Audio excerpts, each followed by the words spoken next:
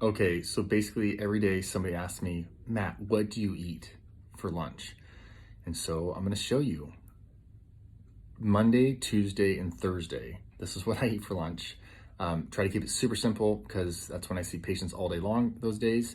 And yeah, this just little meal, this essentially kefir, goat kefir that is, cinnamon, some mangoes and blueberries, and then 2 scoops of the Activ Goat Whey. It feels so good, and I don't get tired at all in the afternoon, and I feel great going into my workout that evening. So I do this Monday, Tuesday, Thursday, and it's just beyond simple. It takes me like 10 seconds to make it in the morning, walk out, put in a Pyrex, and move on. So I'll give you a little show of what it is here.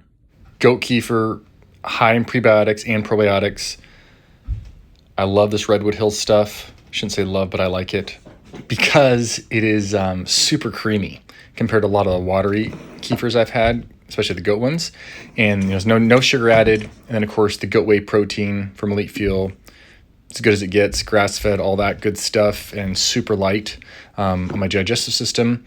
And then who doesn't like blueberries and organic mangoes for taste, but also, massive nutritional value.